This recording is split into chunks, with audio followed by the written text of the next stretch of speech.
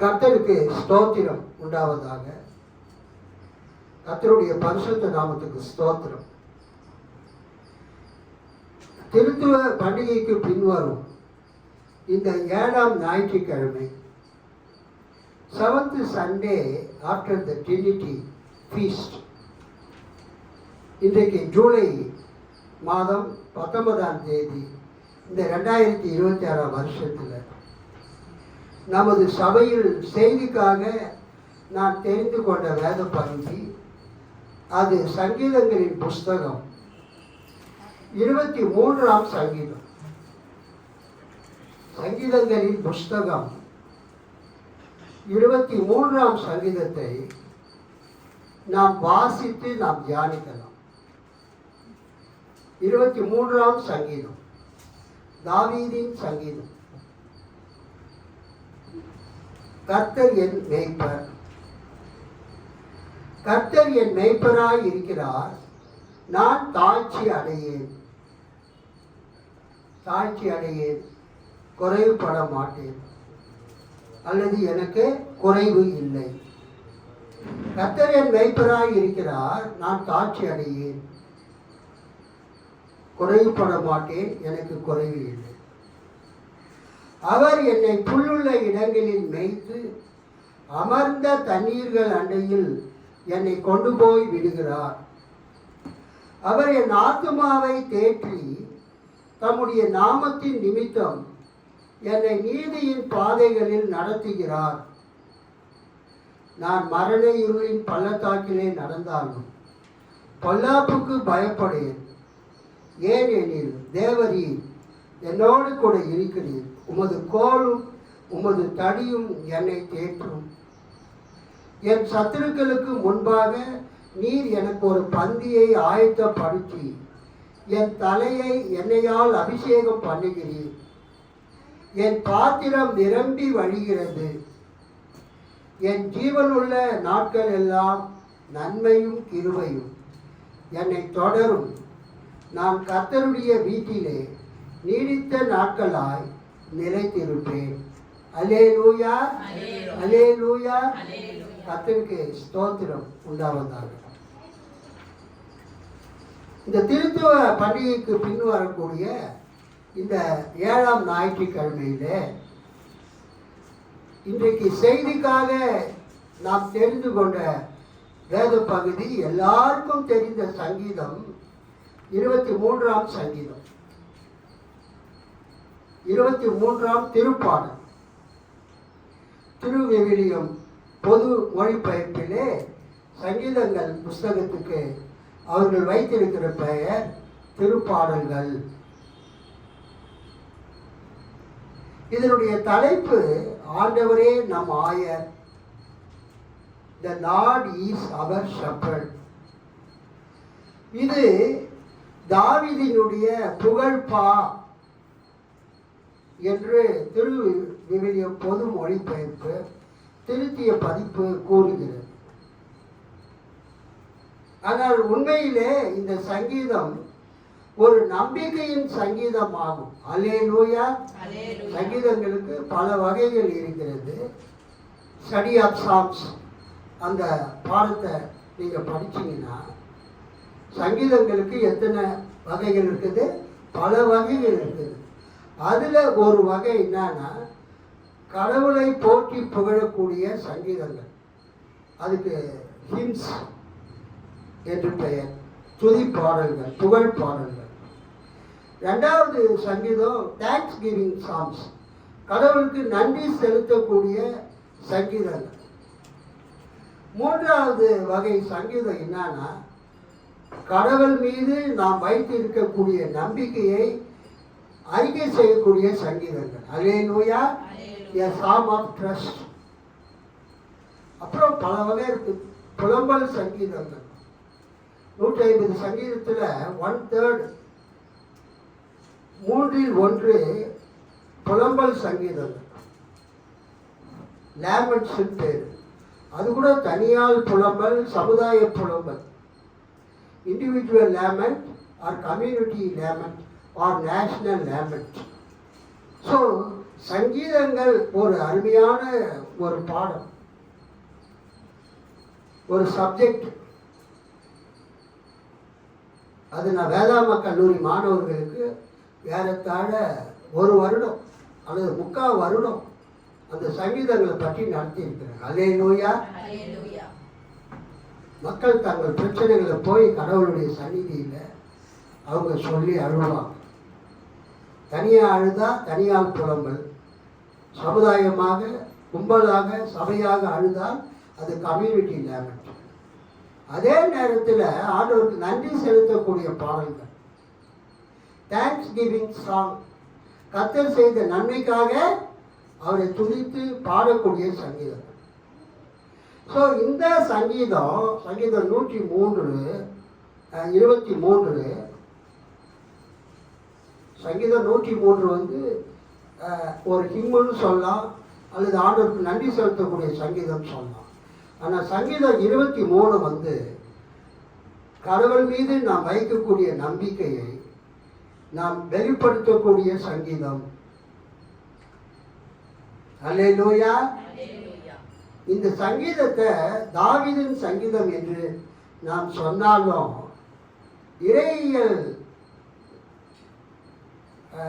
இறையியல் கல்லூரியில் போதிக்கிறவர்கள் அல்லது இறையியலாளர்கள், வேதாம கல்லூரி மாணவர்கள் என்ன சொல்லுகிறார்கள்? இந்த சங்கீதம் தாவீது ராஜாவினால் எழுதப்பட்டது என்று கருதப்பட்டாலும் இந்த சங்கீதம் எரேமியா தீர்க்கதரிசியின் காலத்தில் எழுதப்பட்டிருக்க வேண்டும் என்கிற ஒரு இறையியல் கருத்து காணப்படுகிறது. பொதுவாக சங்கீதம் 23 சொன்னாவே இந்த சங்கீதத்தை யார் எழுதினாரு? தாவீது எழுதினார். ஆயர்கள் ரெவரண்டுங்கெல்லாம் ஹவுஸ் விசிட் வருவாங்க, வீடு சந்திக்கிறதுக்கு. அப்போ அந்த பிள்ளைங்களை பார்த்து அவங்க கேட்குற கேள்வி, இன்னைக்கு பைபிள் படிச்சிங்களாப்பா, பைபிள் படிச்சிங்களாமான்னு கேட்பாங்க. நம்ம பசங்க பைபிள் படிக்கிறதே கிடையாது, அதான் உண்மை. ஆனால் ரெவரண்டு கேட்பார், இன்னைக்கு பைபிள் படிச்சா என்ன படிச்சது? உடனே பசங்க ரெடிமேடாக சொல்லக்கூடிய பதில் சங்கீதம் 23 படித்தேன். ஏன்னா அது என்ன படிச்சுன்னு கேட்டால் அவங்க சொல்லிடுவாங்க. ஸோ அது மாதிரி எல்லாருக்குமே தெரிந்த விரும்பின ஒரு சங்கீதம் 23. இதை தாவீது ராஜா எழுதினார் அப்படின்னு சொன்னாலும் இறையியலாளர்கள் சங்கீதத்தை குறித்து ஆராய்ச்சி பண்ணுறவங்க என்ன சொல்கிறாங்க?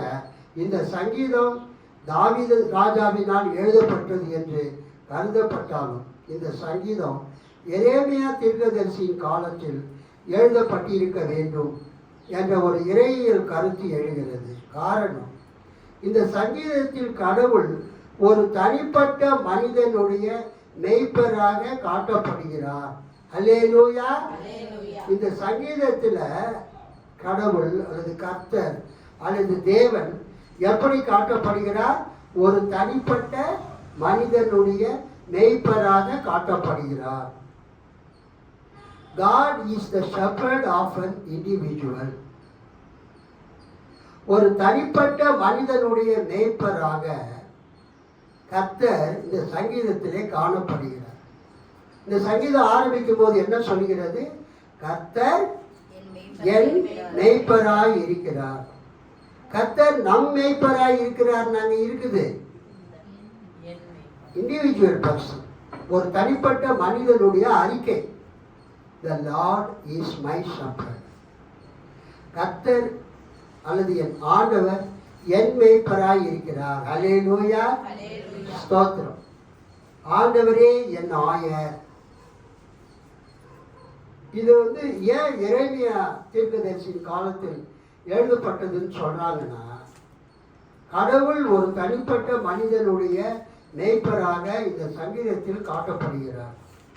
தனிப்பட்ட மனிதனை பற்றிய இறையியல் கருத்து எரேமியா தீர்க்கதரிசியின் காலத்தில் தோன்றியதாகும்.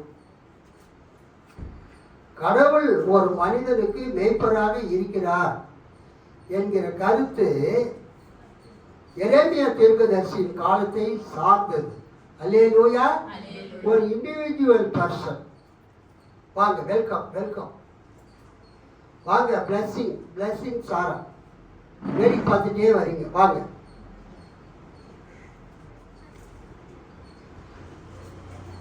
கடவுள் பழைய ஏற்பாட்டில் ஒரு முழு சமுதாயத்துக்கும் மேய்ப்பராக இருக்கிறார் என்று வருகிறது. அல்லேலூயா. Volt டெஸ்டமெண்ட்ல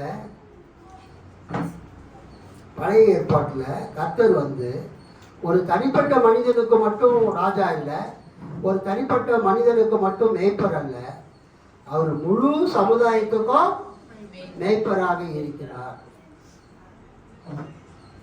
God is the shepherd to the whole people of Israel.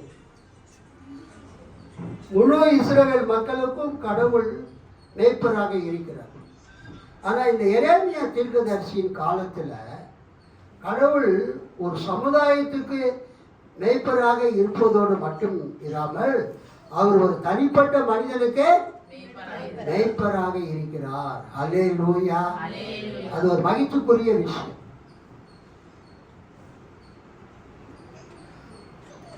ஒரு அரசர் அல்லது ஒரு தலைவர் அல்லது ஒரு பிரதமர், ஒரு முதலமைச்சர் ஒரு பெரிய கூட்டத்தை பார்த்து நான் உங்க தேவையெல்லாம் சந்திப்பேன், உங்க பிரச்சனையெல்லாம் தீர்ப்பேன், கவலைப்படாதீங்க அப்படின்னு சொல்லும்போது வரக்கூடிய சந்தோஷத்தை விட ஒரு தனி ஆளை பார்த்து, அல்லேலூயா, அந்த கூட்டத்தில் இருக்கக்கூடிய ஒரு தனி ஆளை பார்த்து அந்த பிரதமரோ அந்த முதலமைச்சரோ அல்லது தலைவரோ, நீ கவலைப்படாதம்மா, நான் உன் பிரச்சனையெல்லாம் தீர்த்து வச்சிடுறேன், உனக்கு ஒரு நல்ல வேலையை வாங்கி தரேன், நீ ஒன்றும் கவலைப்படாத அப்படின்னு அவர் சொன்னாருன்னா நீ என்ன பண்ணுவ?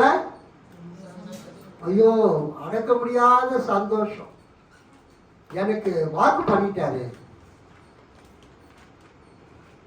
அது மாதிரிதான் கர்த்தர் இந்த சங்கீதத்துல ஒரு தனிப்பட்ட நபருக்கு அவர் மேய்ப்பராக இருக்கிறார் என்பதை நாம் அறிந்து கொள்கிறோம். இன்னைக்கு நாம் ஆண்டவருடைய பிள்ளைகளாக இருக்கிறோம், இயேசுவின் பிள்ளைகளாக இருக்கிறோம். இயேசு சபைக்கு வரக்கூடிய எல்லாரும் பார்த்தோம் அவர் நீ கவலைப்படாத, பயப்படாத, நான் உன் கூட இருக்கிறேன் அப்படின்னு அவர் சொன்னாலும் சபைக்கு வந்திருக்கிற தனிப்பட்ட வண்ணமா சபைக்கு வந்திருக்கிற உன்னை பார்த்து உங்களை பார்த்து கர்த்தர் என்ன சொல்றாரு? நீ கவலைப்படாத, நான் உன் பிரச்சனையை தீர்த்து வைப்பேன். அல்லேலூயா. உனக்கு தேவையானதை நான் செய்வேன். இந்த காலை நேரத்துல அதனால்தான் எனக்கு ரொம்ப மகிழ்ச்சி. இந்த சங்கீதம் 23 இன்றைக்கு கடவுள் நமக்கு கொடுத்த செய்தியாக இருக்கிறது. அல்லேலூயா. சரி, இந்த சங்கீதம் ரெண்டு காரியத்தை பார்த்தோம். ஒன்று இது தாவீதால் எழுதப்பட்டது என்று சொல்லப்பட்டாலும் இறையியல் அறிஞர்கள் என்ன சொல்றாங்க? இது எரேமியா தீர்க்கதரிசியின் காலத்தில் எழுதப்பட்டது என்று சொல்கிறார்கள். ரெண்டாவது, இந்த சங்கீதத்தினுடைய வகை திருவிவிலியம், பொது மொழிபெயர்ப்பு, திருத்திய பதிப்பில் இதுக்கு கொடுக்கப்பட்டிருக்கிற தலைப்பு தாவீதின் புகழ்பா, எ ஹிம் ஆஃப் டேவிட், தாவீதின் சங்கீதம். அப்படின்னா என்ன அர்த்தம்னா, அந்த சங்கீதத்தை தாவீது எழுதியிருக்கலாம். அல்லேலூயா. அல்லது தாவீதின் காலத்திலே அவராலே தொகுக்கப்பட்டிருக்கலாம். அல்லேலூயா. இதுதான் பொதுவான கருத்து. இந்த சங்கீதத்தினுடைய வகை சாம் ஆஃப் ட்ரஸ்ட். இந்த சங்கீதம் நம்பிக்கையின் சங்கீதம். சாம் ஆஃப் ட்ரஸ்ட், நம்பிக்கையின் சங்கீதம் என்ற வகையை சார்ந்தது. இந்த சங்கீதத்தை நாம் படிக்கும்போது ஏதோ ஒரு சந்தோஷமான சூழலில் நல்ல நிலையில் இருக்கும்போது இந்த சங்கீதம் எழுதப்பட்டு பாடப்பட்டதாக நாம் நினைத்தாலும் உண்மையிலேயே இந்த சங்கீதம் ஒரு மிகுந்த ஆபத்தான சூழலில் கர்த்தர் தன்னை காப்பாற்றுவார் என்கிற நம்பிக்கையை அவர் மேல் வைத்து சங்கீதக்காரனால் பாடப்பட்ட ஒரு பாட்டாகும். ஹல்லேலூயா சொல்லலாம். இந்த சங்கீதம் 23 படிக்கும் போது எல்லாரும் என்ன நினைக்கிறோன்னா, தாவீது எவ்வளவு சந்தோஷமா இந்த பாட்டை பாடுறாரு. சங்கீதம் தான் பாட்டு. இந்த பாட்டை தாவீது எப்படி பாடுறாரு? சந்தோஷமா பாடுறாருப்பா. அவருக்கு ஒரு பிரச்சனையும் இல்லை, மகிழ்ச்சியா இருக்கிறார். அவரு சின்ன பசங்க எப்படி சந்தோஷமா துள்ளி குதித்து விளையாடுகிறதோ அதே போல தாவீது மிகுந்த சந்தோஷமா இருக்கும் போது இந்த பாட்டை எழுதி இருக்கிறாரு. ஒரு சந்தோஷமான சூழ்நிலையில அவர் இந்த பாட்டை பாடுறாருன்னு நம்ம நினைக்கிறோம். ஆனா உண்மையிலேயே என்னன்னா, இந்த சங்கீதம் எப்போ எழுதப்பட்டது? மிகுந்த ஆபத்தான சூழலில், ஒரு மிகவும் ஒரு இக்கட்டான சூழலில், ஆபத்தான சூழலில் கர்த்தர் தன்னை காப்பாற்றுவார் என்கிற நம்பிக்கையை கர்த்தர் மேல வைத்து இந்த சங்கீதத்தை எழுதின சங்கீதக்காரனால் பாடப்பட்ட ஒரு பாடலாகும்.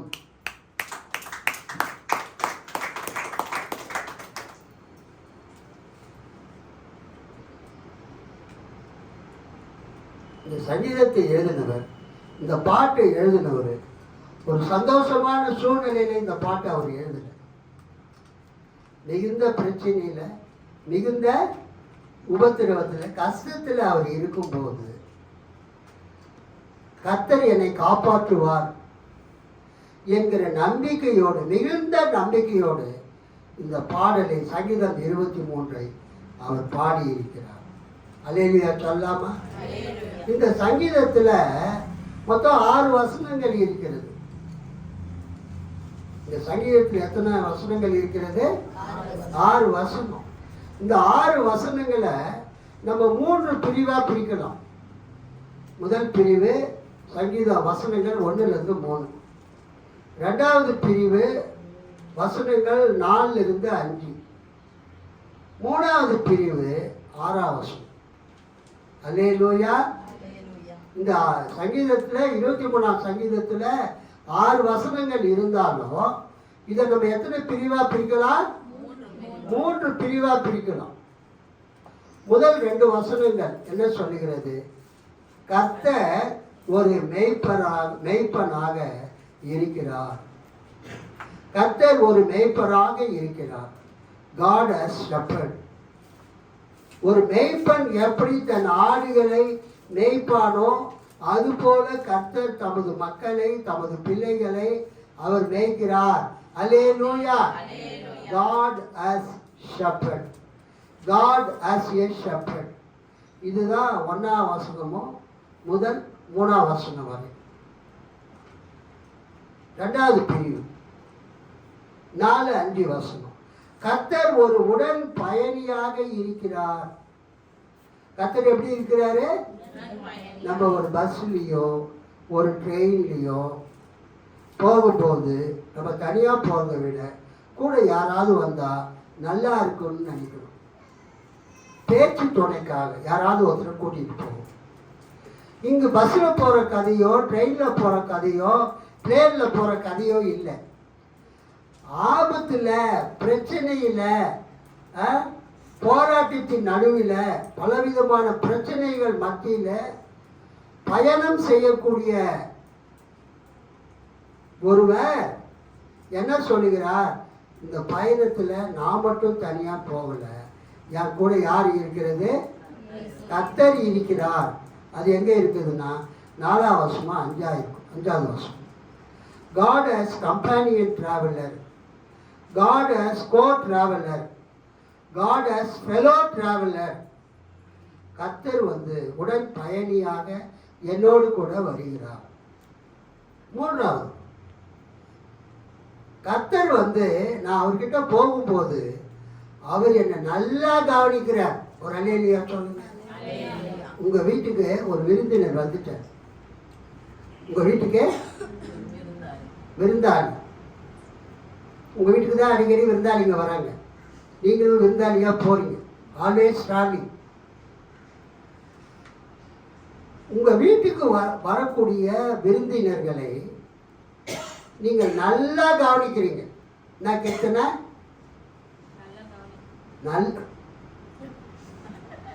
நல்லா கவனிக்கல, நல்லா கவனிக்கிறீங்க. அந்த சவுண்டே நீங்க புரிஞ்சுக்கணும். எங்க எமி ஃப்ரெண்ட்ஸுங்க வந்துட்டா, எமி காலேஜில் படித்த பசங்க, எமி கூட வேலை செய்கிற பசங்க, எமி ரொம்ப நல்லா கவனிக்கும். அல்லேலூயா. எங்கள் எமி ஃப்ரெண்ட்ஸுங்களும் சொல்லுவாங்க, கிறிஸ்டினா கிறிஸ்டினா கிறிஸ்டினா. ஏன்னா அந்த ஃப்ரெண்ட்ஷிப்புகளுக்குள்ள அவ்வளோ ஸோ டீப் அட்டாச்மெண்ட். அதைத்தான் தாவீது இந்த சங்கீதத்தை எழுதினவர் சொல்றாரு, கர்த்தர் தாராளமாக விருந்தளிப்பவராக இருக்கிறார். God was lavishly spending to us. கர்த்தர் தன்னிடத்துக்கு வந்தவங்களை எப்படி கவனிக்கிறாரு? தாராளமாக கவனிக்கிறார். இந்த சங்கீதத்தில் முதல் 3 வசனங்களை வாசிப்போம். கர்த்தர் என் மேய்ப்பராய் இருக்கிறார், நான் தாழ்ச்சி அடையேன், நான் குறைவுபட மாட்டேன், எனக்கு குறைவு இல்லை. அவர் என்னை புல்லுள்ள இடங்களில் மேய்த்து அமர்ந்த தண்ணீர்கள் அண்டையில் என்னை கொண்டு போய் விடுகிறார். அவர் என் ஆத்துமாவை தேற்றி தம்முடைய நாமத்தின் நிமித்தம் என்னை நீதியின் பாதைகளில் நடத்துகிறார். அல்லேலூயா. கர்த்தர் ஒரு மேய்ப்பராக தனது மந்தைக்கு மழை பெய்த பிறகு முளைக்கும் நல்ல பசுமையான செழிப்பான புல்லையும் தேங்கி நிற்கும் நல்ல தூய்மையான தண்ணீரையும் தனது ஆடுகளுக்கு தருகிறார். தனது மந்தை புல்லை மேய்ந்த பிறகு தண்ணீரை பருகிய பின்பு சற்று ஓய்வு எடுக்கவும் செய்து பிறகு தனது ஆடுகளை நல்ல பாதையில் நடத்தி கொண்டு செல்கிறார் என்று இந்த சங்கீத ஆக்கியோர் கூறுவதை நாம் கவனிக்க வேண்டும். 4 காரியத்தை ஆண்டவர் செய்கிறார். பசும் புல் வெளி மீது அவர் என்னை இளைப்பாற செய்வார், அமைதியான நீர்நிலைகளுக்கு என்னை அழைத்து செல்வார், எனக்கு அவர் புத்துயிர் அளிப்பார், தம் பெயருக்கு ஏற்ப என்னை நீதி வழி நடத்திடுவார். அல்லேலூயா. நீதியின் பாதைகளில் நடத்துவார் அப்படின்னா என்ன அர்த்தம்? He will lead you in the straight way. அல்லேலூயா. எங்க போக வேண்டுமோ அந்த இடத்துக்கு அழகா ஆண்டவர் உங்களை கொண்டு போய் விடுவார். கர்த்தருக்கு ஸ்தோத்திரம் உண்டாவதா. 4 காரியங்களை மேய்ப்பன் செய்கிறார். புல்லுள்ள இடங்களிலே உங்களை கொண்டு போய் உணவளிக்கிறார். அமர்ந்த தண்ணீர்கள் அண்டையில் கிளீன் வாட்டர்ல உங்களுக்கு குடிக்கிறதுக்கு தண்ணீர் கொடுக்கிறாரு. ஃபர்ஸ்ட் புல், ஆடுகளுக்கு தேவை என்னதுங்க? பசுமையான புல். 2வது குடிக்க தண்ணீர். 3வது ஆடுகளுக்கு ஓய்வை கொடுக்கிறார். அல்லேலூயா. ஆடுகளுக்கு என்ன கொடுக்கிறாரு? ஓய்வை கொடுக்கிறார். 4வது உங்களை நீதியின் பாதைகளில், தட் இஸ் ஸ்ட்ரெயிட் பாத், சரியான பாதையில் உங்களை நடத்துவார். கைத்தட்டி ஆண்டவர் மகிழ்ச்சிப்படுத்துவார். ஆண்டவர் ஒரு சமுதாயத்துக்கும் மேய்ப்பராக இருக்கிறார், ஒரு தனிப்பட்ட மனிதனுக்கும். ஆமாம், ஆண்டவரே எந்த கம்பெனிக்கு அப்ளிகேஷன் போடுறதுன்னு தெரியல, எந்த கம்பெனியில் வேலைக்கு போகிறதுன்னு தெரியல, எங்கே போகிறதுன்னு தெரியல அப்படின்னு நீங்கள் நினைக்கும் போது ஆண்டவர் உங்களை சரியாக வழி நடத்துவார். இது மேய்ப்பன் சொல்லக்கூடிய காரியம். இங்கே வரக்கூடிய வார்த்தை மந்தை. நம்ம எல்லாமே ஆண்டவருடைய மந்தை. மந்தை என்ற வார்த்தையின் எபிரேய வேர் சொல்லின் பொருள் பின்னால் தங்கி இருத்தல் ஆகும். இஸ்ரவேல் நாட்டில் மேய்ப்பன் தனது ஆட்டு மந்தைக்கு முன்பு நடந்து செல்வான். அவனது மந்தையின் ஆடுகள் அவனது குரலை கேட்டு பின்னால் நடந்து செல்லும். இயேசு என் ஆடுகள் என் சத்தத்தை அறியும் என்று கூறியுள்ளார். மேய்ப்பனின் பின்னால் வரும் ஆடுகளுக்கு பாதையை காட்டுவதோடு செல்லும் வழியில் உள்ள மரங்களின் கிளைகளை தன் கையில் உள்ள கோலினால் விலக்கி வழியை உண்டாக்கி ஆடுகளை மேய்ப்பன் வழி நடத்துகிறார். மேலும் ஆடுகளை பிடித்து கொள்ள வரும் துஷ்ட மிருகங்களிடமிருந்து காப்பாற்ற தனது கையில் உள்ள தடியை மேய்ப்பன் பயன்படுத்துகிறார்.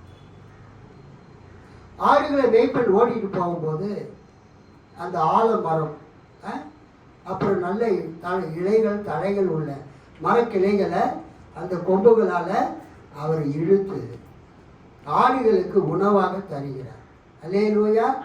அதே நேரத்தில் சிங்கம், புலி, கரடி, ஓநாய் போன்ற மிருகங்கள் ஆடுகளை தாக்க வரும்போது மேய்ப்பனுடைய அந்த இடுப்பில், நம்ம பெல்ட் கட்டுற மாதிரி மேய்ப்பனுடைய இடுப்பில் ஒரு தடி, இரும்பு தடியை கட்டி தொங்க விடுவாங்க. அதை எடுத்து என்ன பண்ணுவார், அந்த மேய்ப்பன் ஆடுகளை தாக்க வரும் மிருகங்களை அடித்து விரட்டுவார். கைத்தட்டி ஆண்டவரை மகிழ்ப்படுத்துவார். கர்த்தர் தமது பிள்ளைகளுக்கு வரக்கூடிய எல்லா ஆபத்துகளில் இருந்தும் நீங்களாக்கி அவர்களை காப்பாற்றுவார். இதுதான் நமக்கு இருக்கிற மிகப்பெரிய செக்யூரிட்டி. நம்மை நாமே பாதுகாத்து கொள்ள முடியும்.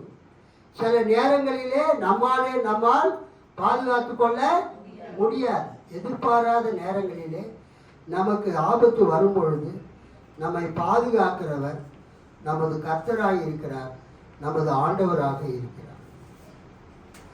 மேய்ப்பனுடைய பராமரிப்பையும் பாதுகாப்பையும் பெற ஆடுகள் ஆட்டு தொழுவத்தில் தங்கியிருத்தல் வேண்டும். இது ரொம்ப முக்கியமான குறிப்பு. மேய்ப்பன் எந்த ஆடுகளை பாதுகாக்கிறார்? மேய்ப்பன் அந்த மேய்ப்பனுடைய மந்தையில எந்த ஆடு இருக்குதோ அந்த மந்தைய, அந்த ஆட்டை யார் பாதுகாப்பார்? மேய்ப்பன் பாதுகாப்பார். அதனாலதான் அடிக்கடி சபையை விட்டு சபை போகவே கூடாது. ஒரு சபைக்கு நம்ம போனோம்னா அந்த சபைக்கு ஒழுங்கா போயிட்டு இருக்கும். அந்த மேய்ப்பனுடைய நேரடி பார்வையிலே நாம் இருக்க வேண்டும். அல்லேலூயா. ஒரு நாள் வரலனா கூட ஏன் வரல அப்படின்னு அந்த மேய்ப்பன் கேட்பான். சிலர் சபைக்கு ஒழுங்கா போறதே இல்லை. மெட்ராஸ்ல தான் இந்த ப்ராப்ளம். இப்போ இந்த ப்ராப்ளம் எல்லா இடத்துலையும் வந்துடுச்சு. விசுவாசிங்க ரெகுலரா தாங்க போற சபைக்கு போகணும். அதுக்கு அடுத்தாற் போல அடிக்கடி சபையை விட்டு சபை மாறிட்டே இருக்கக்கூடாது. அல்லேலூயா. கர்த்தருக்கு ஸ்தோத்திரம். மேய்ப்பனுடைய பராமரிப்பையும் பாதுகாப்பையும் பெற ஆடுகள் ஆட்டு தொழுவத்தில் தங்கியிருத்தல் வேண்டும். மேய்ப்பனுடைய பராமரிப்பையும் பாதுகாப்பையும் ஆடுகள் பெற அந்த ஆடுகள் எங்க இருக்க வேண்டும்? மந்தையில இருக்க வேண்டும். ஆட்டு தொழுவத்தில் இருக்க வேண்டும். அப்பதான் அந்த மேய்ப்பனுடைய பராமரிப்பு பாதுகாப்பு கிடைக்கும். மேலும் மேய்ப்பனால் ஆளுகை செய்யப்பட தங்களை ஒப்பு கொடுக்க வேண்டும். அல்லேலூயா. அதுக்கு என்ன அர்த்தம்னா, மேய்ப்பர் சொல்றதுக்கு ஆடுகள் என்ன பண்ணணும்? கீழ்ப்படிணும். அப்ப அழகா சொல்றாங்க. மேய்ப்பன் சொல்றதுக்கு ஆடுகள் என்ன பண்ணணும்? சொல்லுங்க. விசுவாசிகள் போதகர் சொல்றத கேட்கணும். இன்னைக்கு நிறைய பேர் அவங்க போற சபை மேய்ப்பன் சொல்றது கேட்கறதே இல்லை. என் நண்பர் இமானுவேல் தனசேகர், உங்களுக்கு தெரியும், அடிக்கடி வருவார் எங்கள் வீட்டுக்கெல்லாம். அவர் எனக்கு ஒரு நோட்டீஸ் அனுப்பிச்சிருந்தார். வியாழக்கிழமை ஜபக்குழு நடத்தும். வியாழக்கிழமை ஜபக்குழு நடத்தும். இந்த கூட்டத்திற்கு நீங்கள் உங்கள் குடும்பமாக வாருங்கள். சிறு பிள்ளைகளுக்கு சிறு பிள்ளைகள் ஊழியம் செய்கிறவர்கள் போதிப்பார்கள். பெரியவர்கள் இந்த கூட்டத்தில் போதிக்கப்படும் செய்தியை கேளுங்கள் அப்படின்னு ஒரு மெசேஜ் அனுப்பிச்சிருந்தார். அந்த மீட்டிங்கை யார் நடத்துறது? வியாழக்கிழமை ஜபக்குழு நடத்தும் கூட்டம். அப்ப நான் கேட்டேன், இந்த பேரே வித்தியாசமா இருக்கு. ஒரு கூட்டத்தை யார் நடத்துவாங்க? ஒரு சர்ச்சு நடத்தும். அப்ப நான் சொன்னேன், இந்த வியாழக்கிழமை தோறும் நடைபெறும் ஜப கூட்டம் நடத்தும் இந்த கூட்டத்துக்கு வாங்கன்னா இது பேரே வித்தியாசமா இருக்கு. இது யாரு நடத்துறாங்க? நடத்துறவங்க எந்த சபைக்கு போறாங்கன்னு கேளுங்க அப்படின்னு. நான் 2 தடவை மெசேஜ் அனுப்பிச்சேன் அவருக்கு. கேட்டு சொல்றேன்ட்டு அவர் இன்னும் சொல்லலை எனக்கு. ஒருவேளை காலையில் மெசேஜ் அனுப்பிச்சிருந்தா இனிமேல் தான் பார்க்கணும். நான் எதுக்காக சொல்ல வரேன்னா, இன்னைக்கு எஸ்பெஷலி மெட்ராஸில் ஐ டெல் யூ, நிறைய பேர் அவங்க போகிற சபைக்கு ஒழுங்காக போகிறதில்லை. போகிற சபையில் அவங்க அந்த சபைக்கு அவங்க என்ன பண்ணுறதில்லை, சபையில் ஊழியம் பண்ணுறதில்லை. போகிற சபை ஊழியக்காரனுடைய வார்த்தைக்கு அவங்க கீழ்ப்படுகிறது இல்லை. இவங்க ஒரு 4-5 பேர் சேர்ந்துக்கிட்டு வியாழக்கிழமை ஜபம், புதன்கிழமை ஜபம், வெள்ளிக்கிழமை ஜபம், சனிக்கிழமை ஜபம் அப்படின்னு இவங்க மீட்டிங் நடத்திட்டு அங்கே இன்னைக்கு ஜபம், இங்கே இன்னைக்கு ஜபம், அங்கே ஜபம் இன்னைக்கு, இங்கே இன்னைக்கு ஜபம்னு சுற்றிக்கிட்டே இருப்பாங்க. நான் அனுபவத்தில் சொல்கிறேன், நான் ஒரு விசுவாசி அவர் போகிற சபைக்கு முக்கியத்துவம் கொடுக்க வேண்டும். அல்லேலூயா.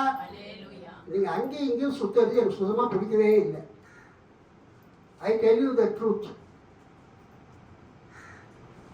உங்க சபைக்கு நீங்க ஒழுங்கா வாங்க, உங்க சபைக்கு நீங்க ஒழுங்கா போங்க. அல்லேலூயா. நீங்க ஒரு மீட்டிங் ஏற்பாடு பண்ணி ஒரு 4-5 பேர் சேர்ந்து அதுக்கு வியாழக்கிழமை ஜபம் பேர் கொடுத்து நீங்க எல்லாம் வாங்க, உங்க பிள்ளைகள் எல்லாம் கூட்டிட்டு வாங்க. பிள்ளைகளுக்கு அந்த சிறு பிள்ளைகளுக்கு தனியாக கிளாஸ் எடுப்பாங்க. மெட்ராஸில் அது மாதிரி நிறைய பேர் பண்றாங்க. எஸ்பெஷலி சுவிசேஷகர்கள் பண்றாங்க. சுவிசேஷகர்கள் பண்றாங்க. ஞாயிற்றுக்கிழமையில எல்லாரும் அவங்கவுங்க சபைக்கு போவாங்க. இவங்க என்ன பண்றாங்க, ஞாயிற்றுக்கிழமையில இவங்க தனியா ஒரு ஆராதனை நடத்துறாங்க. உங்களை யார் நடத்த சொல்றது? அவங்கவுங்க சர்ச்சுக்கு ஞாயிற்றுக்கிழமையில போறாங்க. மற்ற சபைக்கு போற ஆத்துமாக்களை கூப்பிட்டு நீங்க எதுக்கு தனியா ஆராதனை நடத்துறீங்க? அது யாரும் கேட்க மாட்டாங்க. நான் தான் என் நண்பரை கேட்டேன், ஏன்னா அவர் தான் எனக்கு அந்த நோட்டீஸ் அனுப்பிச்சு வச்சேன். இந்த மீட்டிங் யார் நடத்துறது? ஏன்னா உங்களை எச்சரிக்க வேண்டியது என்னுடைய கடமை. நீங்க போற சபைக்கு ஒழுங்கா வாங்க. அல்லேலூயா. முக்கியமா ஞாயிற்றுக்கிழமை ஆராதனைக்கு நீங்க ஒழுங்கா வாங்க. நீங்க போற சபைக்கு போங்க. உங்க சபை மூலமா ஆண்டவர் உங்களோடு பேசுவார்.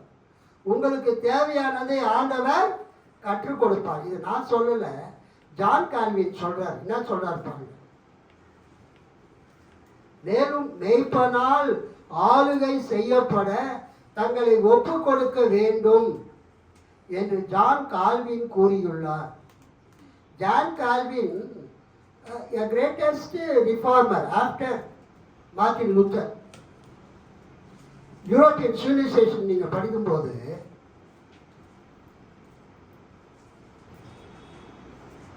அந்த ரெஃபர்மேஷன் பீரியட்ல ஒரு 4 பேர் வருவாங்க. அல்லேலூயா. யூரோப்பியன் சிவிலைசேஷன்ல ரெஃபர்மேஷன்ல from John Wycliffe to John Calvin. இங்கிலாண்டில் ரெஃபர்மேஷனுக்கு முக்கிய காரணம் ஜான் விக்லிஃப். 2வது பொஹிமியாவில் ரெஃபர்மேஷனுக்கு முக்கிய காரணம் John Hus or John Huss. 3வது ஜெர்மனியில் ரெஃபர்மேஷனுக்கு காரணம் மார்ட்டின் லூத்தர். 4வது அந்த சுவிட்சர்லாந்து அந்த பகுதியில் ரெஃபர்மேஷனுக்கு முக்கிய காரணம் John Calvin. So John Wycliffe, John Huss or John Hus, Martin Luther, John Calvin, 4 பேருமே 4 greatest reformers during the Reformation period. அந்த கால்வினிஸ்டிக் சர்ச்செல்லாம் எதை ஃபாலோ பண்ணுறாங்கன்னா, ரீஃபார்ம்டு சர்ச்சஸ்லாம் மார்ட்டின் லூத்தருடைய ஜான் கால்வினுடைய உபதேசத்தை ஃபாலோ பண்ணுறாங்க. ஜான் கால்வின் என்ன சொல்கிறாரு, ஒரு ஆடு, ஒரு விசுவாசி எப்படிப்பட்டதாக இருக்கணும், இந்த சங்கீதம் 23க்கு ஜான் கால்வின் விளக்கம் கொடுக்கும்போது அவர் என்ன சொல்கிறாருன்னா, மேய்ப்பனுடைய பராமரிப்பையும் பாதுகாப்பையும் பெற ஆடுகள் ஆட்டு தொழுவத்தில் தங்கியிருத்தல் வேண்டும். மேலும் மேய்ப்பனால் ஆளுகை செய்யப்பட தங்களை ஒப்பு கொடுக்க வேண்டும் என்று ஜான் கால்வின் கூறியுள்ளார். The sheep should be willingly abide in the sheepfold and surrender themselves to be governed by him. Alleluia. மேய்ப்பனுடைய ஆளுகைக்கு ஆடுகள் தங்களை ஒப்பு கொடுக்க வேண்டும். நான் அதனால்தான் இந்த சுத்திட்டு இருக்கிற விசுவாசிகள்லாம் பார்த்தா நான் நல்லா திட்டுவேன். அல்லேலூயா. In fact, indeed, I tell the truth. சில விசுவாசிங்க ஒழுங்கா ஒரு சபையில் இருக்க மாட்டாங்க. அவங்க கர்த்தர் எங்களுக்கு கொடுத்த ஊழியன்னு அவங்க அங்கேயும் இங்கேயும் என்ன பண்ணிட்டு இருப்பாங்க சொல்லுங்க, சுத்திக்கிட்டே இருப்பாங்க. நீங்க எந்த சபையில் இருக்கிறீங்களோ அந்த சபையில ஊழியம் பண்ணுங்க. நீங்க போய் மற்ற சபையில நீங்க ஊழியம் பண்ண தேவையில்லை.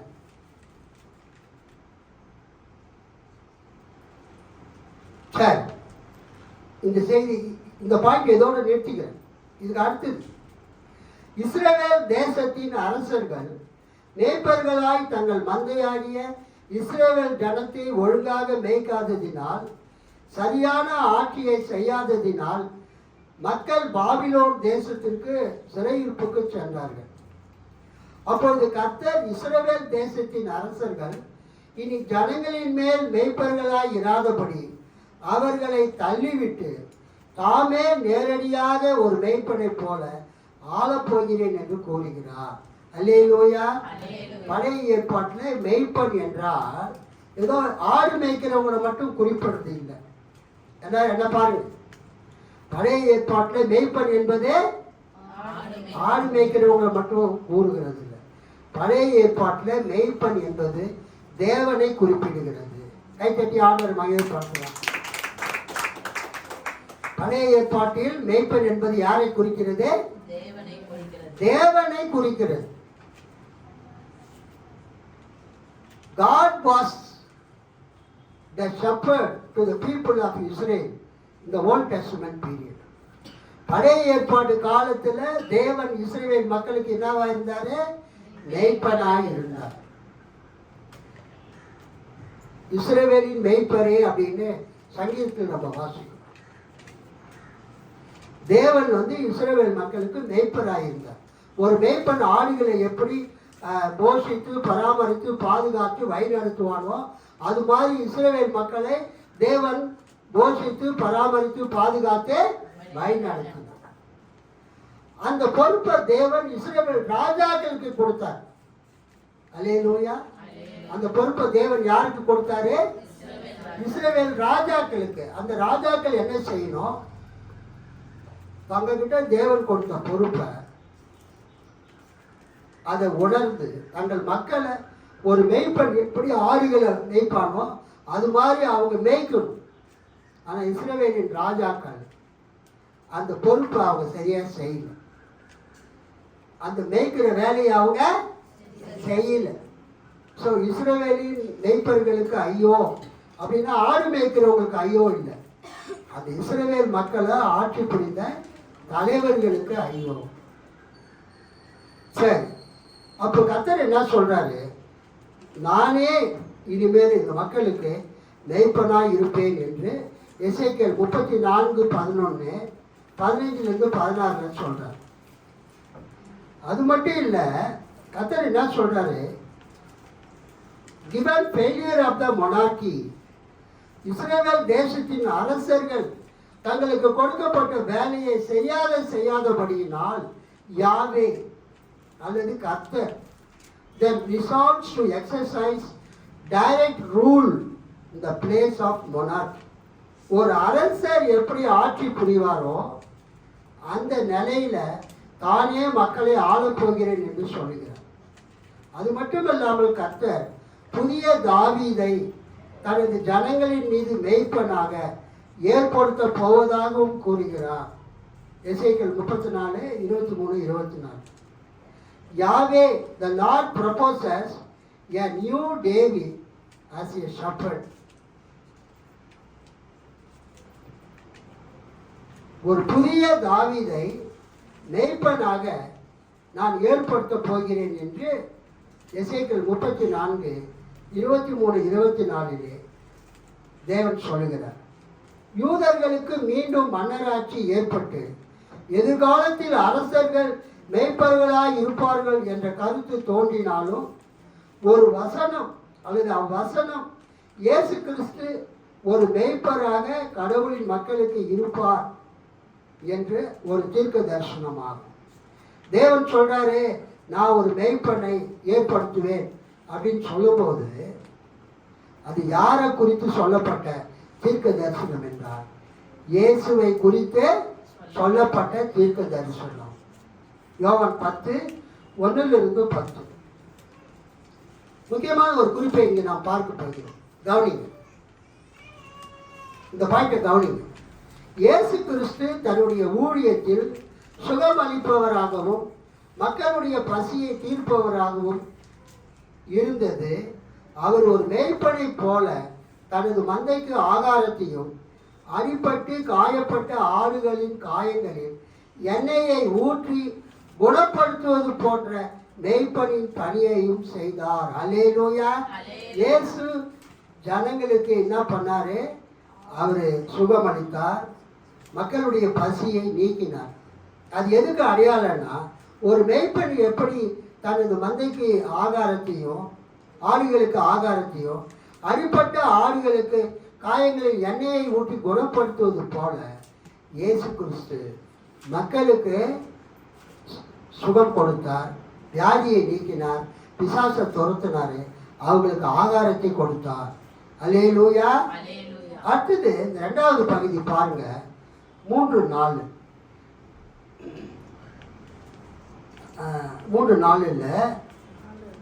4:5. நான் மரண இருளின் பள்ளத்தாக்கிலே நடந்தாலும் பொல்லாப்புக்கு பயப்படேன், ஏனெனில் தேவரீர் என்னோடு கூட இருக்கிறீர். உமது கோலும் உமது தடியால் என்னை தேற்றும். என் சத்துருக்களுக்கு முன்பாக நீர் எனக்கு ஒரு பந்தியை ஆயத்தப்படுத்தி என் தலையை எண்ணெயால் அபிஷேகம் பண்ணுகிறீர். என் பாத்திரம் நிரம்பி வழிகிறது. கைத்தட்டி ஆண்டவர் மகிழ்ச்சி பார்க்கலாமா? ஒரு இருண்ட பள்ளத்தாக்கின் வழியாக நடந்து போகும்போது வழி தெரியாத சூழ்நிலையில், பேச்சுக்கு கூட யாரும் இல்லாத சூழ்நிலையில் கூட நம்மோடு கூட சேர்ந்து ஒருத்தர் வந்தாருன்னா பேசிக்கிட்டே போய் சேர்ந்துடலாம். அது மாதிரி இந்த உலகத்தில், இருள் சூழ்ந்த இந்த உலகத்தில் பல பிரச்சனைகளை சந்திக்கக்கூடிய விசுவாசிகள் தனிமையாக நடந்து போகும்போது ஆண்டவர் என்ன பண்றாருன்னா, ஒரு கோ டிராவலர், ஃபெலோ டிராவலர் அல்லது கம்பானியன் டிராவலராக அவர் நம்மோடு கூட வருகிறார். அல்லேலூயா சொல்லாமா? அதை தாவீது தன் அறிக்கையாக சொல்கிறார். நான் பிஎஸ்சி ஃபர்ஸ்ட் இயர் படிக்கும்போது பாரதிதாசன் யூனிவர்சிட்டி 1979-80 இங்கிலீஷில் ஒரு பாட புத்தகம் எனக்கு இருந்தது, த 6th ரேஸ். அந்த பாட புக்கு, அதில் ஒரு பாடம் பர்மினன்ட் லேண்ட். ஆப்கானிஸ்தானத்தில் ஒரு மிஷினரி டாக்டர் தியோடர் பென்னேல் என்பவர், அவர் மிஷினரி டாக்டராக பணிபுரிகிறார். ஆப்கானிஸ்தானம் இப்பயும் ஆப்கானிஸ்தானம் மோசமாக தான் இருக்குது. ஒருத்தரை சுட்டுக்குவாங்க. ஆப்கானிஸ்தானத்தை பார்க்குறீங்கல்ல, தலிபான்கள் ஆட்சி. அந்த ஆப்கானிஸ்தானத்தில் அந்த குழுக்கள் பல குழுக்களாக பிரிந்து ஒருத்தரை சுட்டுக்குவாங்க. அப்போ குண்டாடிப்பட்டவங்கெல்லாம் டாக்டர் கிட்ட வருவாங்க காலையில். டாக்டர் அவங்களுக்கு அந்த குண்டெல்லாம் எடுத்துட்டு மருந்தெல்லாம் போட்டு க்ளீன் பண்ணி பேண்டேஜ் போட்டு அனுப்பி சுகமாக்குவார்.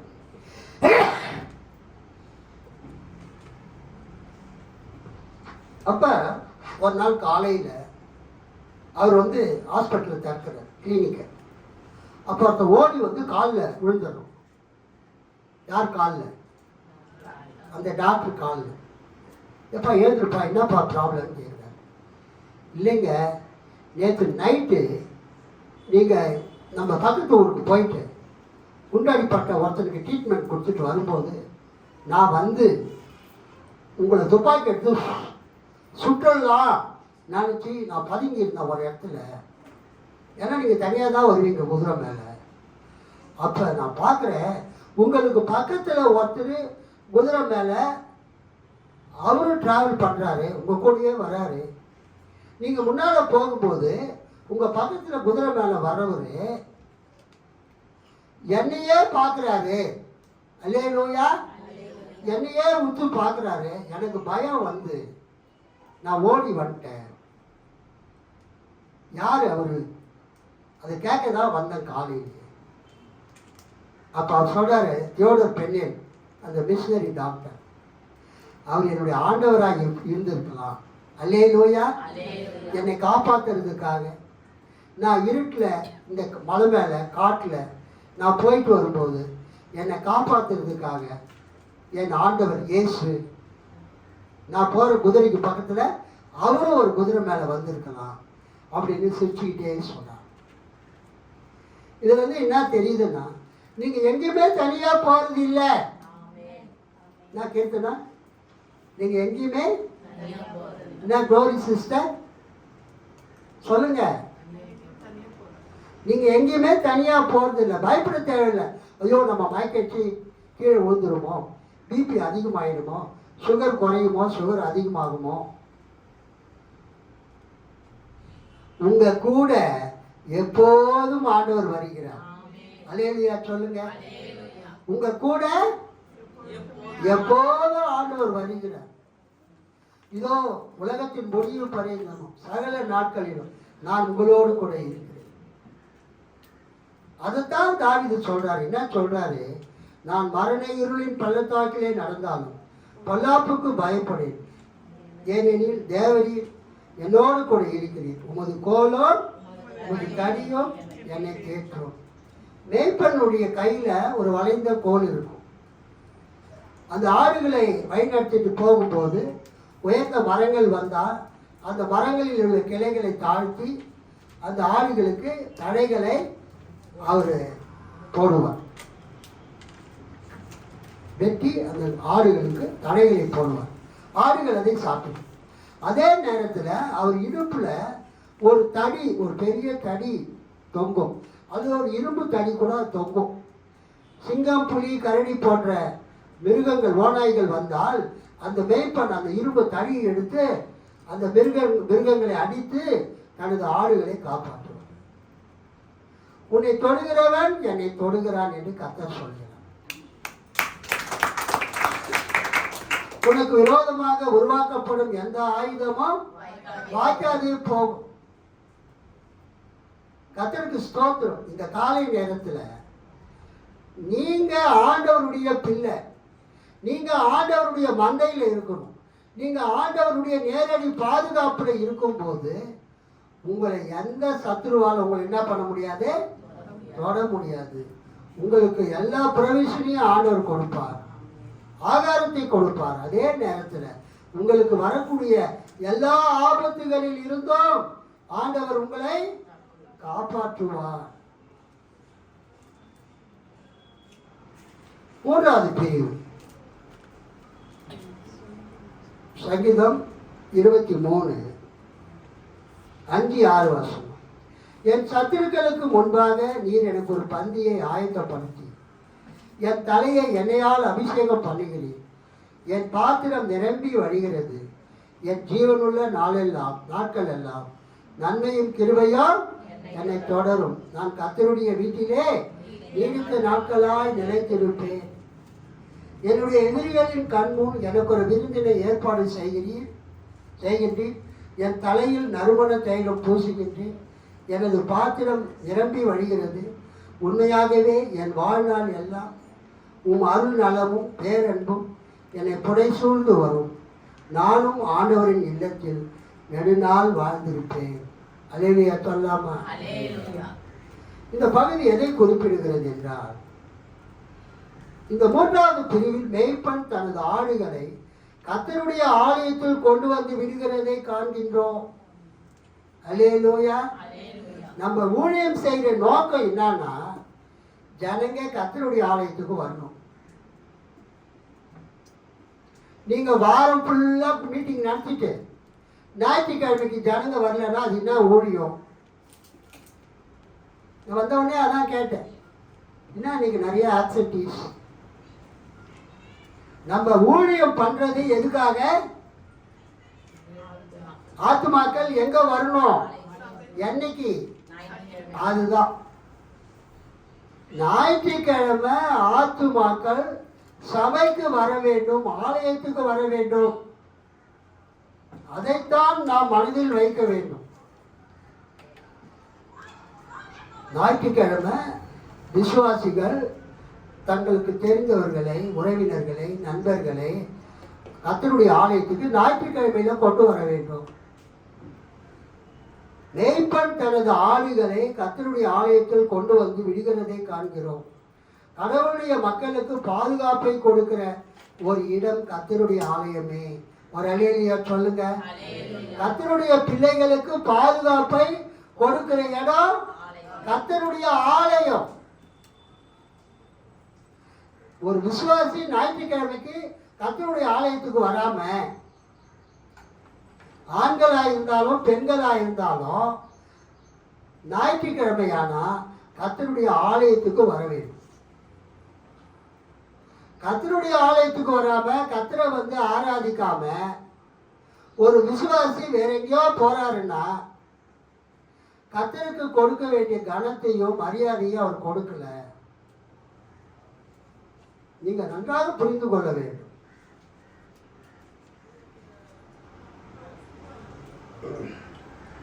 இந்த 3வது பிரிவில் மேய்ப்பன் தனது ஆடுகளை கர்த்தருடைய ஆலயத்தில் கொண்டு வந்து விடுகிறதை காண்கின்றோம். கடவுளுடைய மக்களுக்கு பாதுகாப்பை கொடுக்கின்ற ஒரு இடம் கர்த்தருடைய ஆலயமே. விசுவாசிகள் இதை உணர வேண்டும். உங்களுடைய ஆவிக்குரிய வாழ்க்கையில, உலக பிரகாரமான வாழ்க்கையில உங்களுக்கு பாதுகாப்பை கொடுக்கிற இடம் எதுங்க? கர்த்தருடைய ஆலயம், கர்த்தருடைய சபை. இந்த 3வது பிரிவில் கர்த்தருடைய ஆடாகிய ஒரு ஆத்துமா, ஒரு விசுவாசி கர்த்தரை நோக்கி பேசுகிறதை நாம் காண்கிறோம். கர்த்தரால் மேய்க்கப்படும் ஆடு, கர்த்தரால் வழிநடத்தப்படும் ஆடுதான் கர்த்தருடைய ஆலயத்தில் வந்த பிறகு கர்த்தர் மீது தான் வைத்திருக்கும் நம்பிக்கையை இங்க கர்த்தரை நோக்கி அறிக்கை செய்கிறதை பார்க்கிறோம். கர்த்தர் இந்த 3வது பகுதியில் தாராளமாக lavishly spending the guests, தனது இல்லத்துக்கு விருந்தினராக வந்திருப்பவர்களுக்கு கர்த்தர் வந்து தாராளமாக அவர் செலவழிக்கிறதை, விருந்தளிக்கிறதை, விருந்து செய்கிறதை நாம் பார்க்கிறோம். God has generous host. கர்த்தருடைய ஆலயத்திற்கு வந்து சேரும் ஆத்துமாக்களுக்கு கர்த்தர் விருந்தை அளிப்பதோடு அவர்களுடன் எந்நாளும் உடன் இருக்கும்படியாக தன்னுடைய நன்மையையும் கிருபையையும் பேர் அன்பையும் கட்டளையிடுகிறார். கடவுளின் ஆடுகள், நல்ல கவனிங்க, கடவுளின் ஆடுகள் ஆசீர்வாதத்தை நாடி போக வேண்டியது இல்லை. நிறைய பேர் கட்டளை எழுதுவாங்க, பிரசங்கெல்லாம் பண்ணுவாங்க, ஆசீர்வாதத்தை சுதந்திரிப்பது எப்படி? கர்த்தருடைய ஆசீர்வாதத்தை நீங்க ஒன்றையும் செய்ய தேவையில்லை. கர்த்தருடைய ஆலயத்துக்கு வாங்க, அல்லேலூயா. அங்கேயும் இங்கேயும் ஓட தேவையில்லை.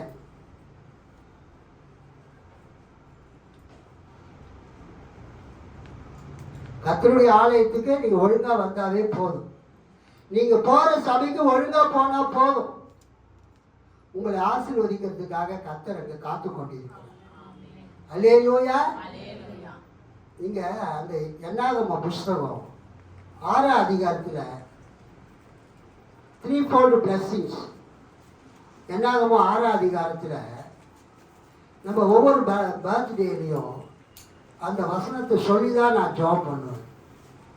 priestly blessings, குருத்துவ ஆசி மொழிகள். கர்த்தர் உன்னை ஆசீர்வதித்து உன்னை காப்பாராங்க. ஆண்டவர் உனக்கு ஆசீர் வழங்கி உன்னை காப்பாராங்க.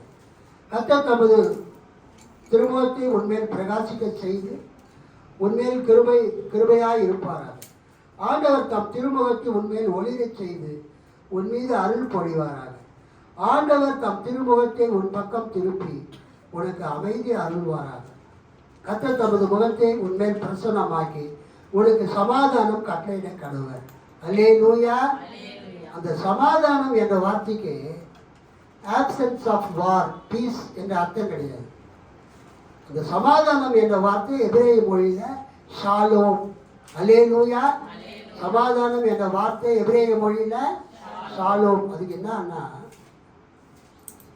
ஹோல்னஸ், ஒரு நிறைவான வாழ்க்கை,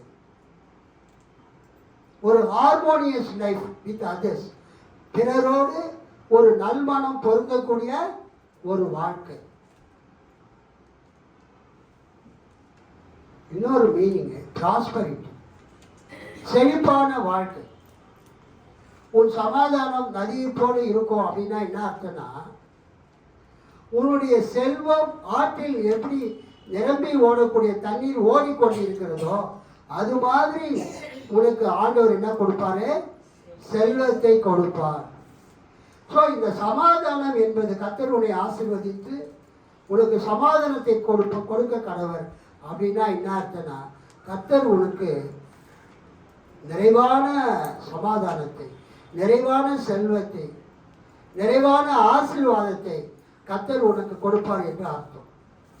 கர்த்தருடைய பிள்ளைகள், நீங்கள் ஆசீர்வாதத்தை தேடி அங்கி இங்கி ஓட தேவையில்லை. நிறைய பேர் ஆசீர்வாத ஜப கூட்டங்கள், ஆசீர்வாத கூட்டங்கள் என்று நடத்துகிறார்கள். எல்லாரும் ஆசீர்வாதம் பண்றதுக்கு ஓடிட்டு இருக்கிறாங்க. Not necessary.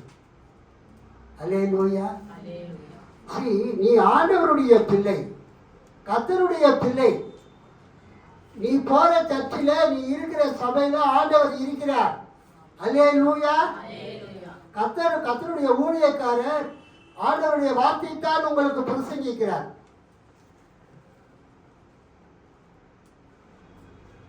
நீ அங்க இரு, கர்த்தர் உன்னை ஆசீர்வதிப்பார். கர்த்தருடைய ஆடுகள், கர்த்தருடைய பிள்ளைகள் ஆசீர்வாதத்தை நாடி போக வேண்டியதில்லை. You need not go after some people to get your blessings. நீங்கள் கடவுளின் ஆசீர்வாதத்தை நாடி போக வேண்டியதில்லை. ஆசீர்வாதம், கடவுள் அருளும் நன்மை, கடவுள் அருளும் பேரன்பு உங்களை தொடர்ந்து வரும். அல்லேலூயா. நன்மையும் கிருபையும் என்னை தொடரும். நீங்கள் ஆசீர்வாதத்தையும் எந்த ஆசீர்வாதத்தையும் தேடிக்கொண்டு உங்க சபையை விட்டு எங்கேயும் போக தேவையில்லை. அல்லேலூயா. நீங்க இருக்கிற சபை சின்ன சபையோ, நீங்க போற சபை பெரிய சபையோ, நீங்க போற சபையில கர்த்தர் இருக்கிறார். கர்த்தர் தான் உங்களை ஆசீர்வதிக்கிறவர். அல்லேலூயா. கர்த்தருக்கு ஸ்தோத்திரம். நீங்கள் எந்த ஆசீர்வாதத்தையும் தேடிக்கொண்டு எங்கும் போக தேவையில்லை. எல்லாம் உங்களுடன் இருக்கிறது. ஆசீர்வாதம் உங்களை தொடர்ந்து வந்து கொண்டிருக்கும். நன்மையும் கிருபையும் எனக்கு முன்பதாக சொல்லுன்னா இருக்குது, என்னை தொடரும். See, you go to the church, you go to God, you go to the church to worship the Lord. உங்க சபைக்கு போய் கர்த்தரை நீங்க துதிங்க, போற்றுங்க, ஆராதிங்க. நன்மையும் கிருபையும் உங்களை தொடரும். Goodness and mercy will follow you. இறுதியாக இங்கு நாம் என்ன பார்க்கிறோம்? நான் கர்த்தருடைய வீட்டிலே நீடித்த நாட்களாய் நிலைத்திருப்பேன். இந்த கர்த்தருடைய வீடு என்பது எதை குறிக்குதுன்னா, கர்த்தருடைய ஆலயத்தை குறிக்குது. எதை குறிக்குதுங்க? ஆமாம், உலகத்தில் இருக்கிற கர்த்தருடைய ஆலயத்தை குறிக்குது. நம்ம மறித்து பரலோகத்துக்கு போனால் பரலோகத்தில் இருக்கிற கர்த்தருடைய வீட்டை குறிக்கிறது. நான் கர்த்தருடைய வீட்டிலே நீடித்த நாட்களால் சதா காலமும் நிலைத்திருப்பேன் என்பது எதை குறிக்கிறது? கடவுள் இருக்கக்கூடிய அவருடைய ஆலயத்தையும், நமது மரணத்துக்கு பிறகு கர்த்தர் இருக்கக்கூடிய அவருடைய பரிசுத்த ஸ்தலத்தையும் பரலோகத்தையும் அதே குறிக்கிறது. இது என்ன அர்த்தம்? கர்த்தருடைய ஆலயம் பூமியில் உள்ள ஆலயத்தை மட்டும் அல்லாது கடவுள் வாசம் பண்ணும் பரலோக ஆலயத்தையும் குறிக்கும். கர்த்தர் மெய்ப்பராய் இருந்தால் நமது தேவைகள் சந்திக்கப்படுகிறது. நமது வாழ்க்கை பயணத்தில் கடவுளின் பிரசன்னம் ஆபத்தான நேரத்தில் உணரப்படுகின்றது. இறுதியில் அவர் தம்முடைய ஆலயத்தில் நமக்கு நல்ல விருந்தினை அளிக்கின்றார். The generous provision of Yahweh, the generous provision of God as shepherd means that there are no needs, no deficits, no deficiencies. கர்த்தருடைய பிள்ளைகளுக்கு அனைத்து தேவைகளையும் கர்த்தர் சந்திக்கிறார். அந்தந்த காலத்தில் அவர் செய்கிறார். அல்லேலூயா. அந்தந்த காலத்தில் அந்தந்த நேரத்தில் கர்த்தர் அந்தந்த காரியத்தை செய்கிறார். ஒரு இங்கிலீஷ் பாட்டு இருக்குது, கிரேட் இஸ் தை ஃபெய்த்ஃபுல்னஸ், உமது உண்மை மகா பெரியது. அதில் வரக்கூடிய ஒரு கவி, all that I have needed thy hand hath provided. எனக்கு தேவையான எல்லாவற்றையும் உமது கரம் கொடுத்தது. Great is thy faithfulness, உமது உண்மை மகா பெரியது. Lord unto me, all that I have needed thy hand hath provided. Great is thy faithfulness, Lord unto me. எனக்கு தேவையான எல்லாவற்றையும் உமது கரம் கொடுத்தது. ஆண்டவரே, உமது உண்மை மகா மேன்மையானது. என் மேல் வைத்திருக்கிற உமது அன்பு மகா பெரியது. கைத்தட்டி ஆண்டவரை கட்டளைப்படுத்தும். எல்லாரும் ஏற்றி நிற்போம், கண்களை மூடி நிற்போம். கர்த்தர் நம் மேய்ப்பராக இருப்போம்.